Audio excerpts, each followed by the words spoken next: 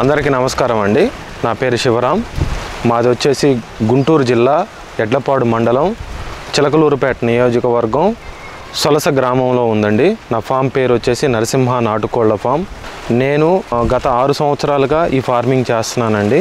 నేను మీకు నా షెడ్ ఇన్ఫ్రాస్ట్రక్చర్ ఎలా ఉంది, నేను కోళ్ళు ఎలా పెంచుతున్నాను అని చాలామంది నాకు క్వశ్చన్స్ అడగడం జరిగిందండి. మీరు ఎలా పెంచుతున్నారండి, నాటుకోళ్ళు ఎలా పెంచాలి, కమర్షియల్ వేకి ఎలా తీసుకురావాలి నాటుకోళ్ళని, మనం దీన్ని వ్యాపారంగా చేసుకొని ఎలా మనీ ఎర్న్ చేయాలి అని చాలామంది క్వశ్చన్స్ అడుగుతున్నారండి.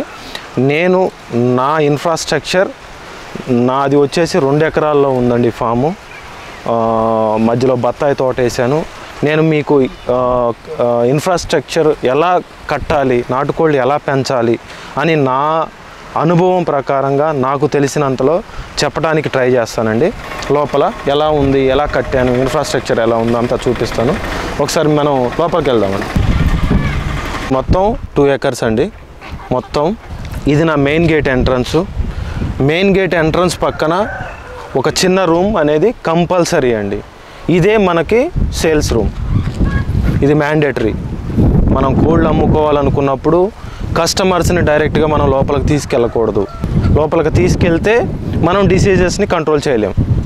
కస్టమర్ చికెన్ షాప్ నుంచి రావచ్చు, సేమ్ థింగ్ ఒక ఫార్మర్ అయి ఉండొచ్చు. అక్కడ డిసీజెస్ మనం షెడ్ లోపలికి తీసుకెళ్ళకూడదు. సో మనం ఏదైనా సేల్స్ చేయాలి అనుకుంటే డెఫినెట్గా మన మెయిన్ గేట్ ఎంట్రన్స్ పక్కన ఒక రూమ్ ఉండాలి. ఆ రూమ్లో మనకి సేల్ చేయాలనుకున్న వాటిని పెట్టాలి, అవి అమ్ముకోవాలి. ఇది వచ్చేసి మనకి సేల్స్ రూమ్ అండి. సేల్స్ రూమ్ అంటే మనం కూర్చోడానికి వాడుకోవచ్చు, మనం కోళ్ళను పెట్టవచ్చు. మనం అమ్ముకోవాలనుకున్న కోళ్ళు ఇక్కడ ఈ ఏరియాలో పెట్టి అమ్ముతాను. ఎవరైనా కస్టమర్స్ వస్తే లోపలికి ఎలా ఉండదండి. ఎందుకంటే ఫామ్ బయోసెక్యూరిటీ అంత ఇంపార్టెంట్.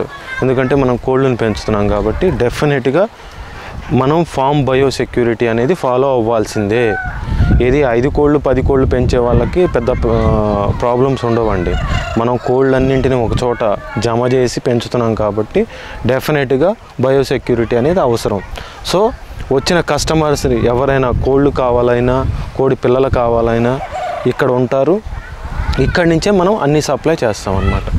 ఇక్కడి నుంచి ఏదైనా వెళ్ళాల్సి వస్తే మనం లోపల నుంచి మనం బయో బూస్టర్ కానీ డిజిన్ఫెక్టెంట్ కానీ స్ప్రే చేసుకొని లోపలికి తీసుకెళ్తాను అనమాట, పేరెంట్స్ చూపించడానికి.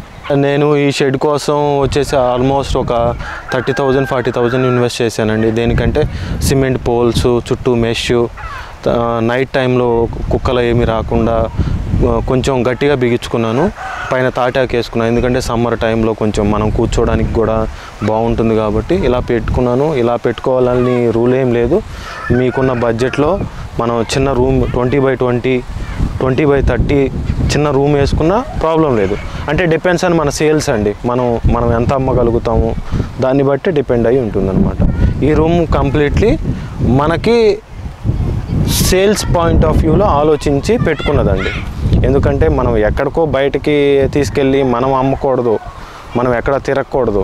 ఎందుకంటే ఫార్మర్స్ కాబట్టి మనం సంతలకు వెళ్ళకూడదండి. నాటుకోళ్ళని తీసుకొని సంతలకు వెళ్ళిపోకూడదు, నాటుకోళ్ళు చూడడానికి సంతలకు వెళ్ళకూడదు. మనం ఫార్మర్స్ కాబట్టి మనం ఫామ్ రన్ చేస్తున్నాం కాబట్టి బయోసెక్యూరిటీ రూల్స్ కంపల్సరీ పాటించాలి. సేల్స్ రూమ్ అండి, సేల్స్ రూమ్ చెప్పాను. నెక్స్ట్ మీకు వర్కర్స్ రూమ్ చూపిస్తాను. వర్కర్స్ రూమ్స్, హ్యాచరీ రూము మీకు చూపిస్తానండి. ఇవి వచ్చేసి వర్కర్స్ రూమ్స్. వర్కర్స్ రూమ్ తర్వాత మనం హ్యాచరీ రూమ్ అండి. మెయిన్గా ఇది ఇంక్యుబేటర్, 1000 కెపాసిటీ ఇంక్యుబేటర్ అండి. ఇది నేను ఒక 4 years బ్యాక్ తీసుకున్నానండి. హైదరాబాద్ నుంచి తెప్పించాను. కంపెనీ పేరు వచ్చేసి ఇండియన్ ఇంక్యుబేటర్స్. నేను ఎవ్రీ 4 daysకి ఒకసారి 180 eggs దీంట్లో ప్లేస్ చేస్తానండి. ఎవ్రీ 21 daysకి చిక్స్ వస్తాయి. ప్రతి 4 రోజులకు ఒక బ్యాచ్ వస్తుంది నాకు.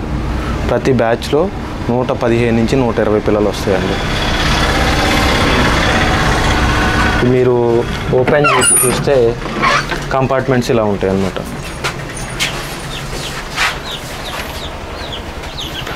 ఎవ్రీ 4 డేస్కి వచ్చే ఎగ్స్ అండి ఇవి. ఆల్రెడీ చిక్స్ వచ్చినాయి, మీరు చూడొచ్చు.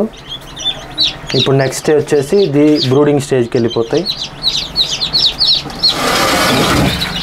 అలా ప్రతి 4 రోజులకు ఒకసారి ఒక బ్యాచ్ ఉంటుందండి. నేను కంటిన్యూగా 4 డేస్కి ఒక సైకిల్ లాగా కస్టమర్స్కి డెలివరీస్ ఇస్తుంటాను.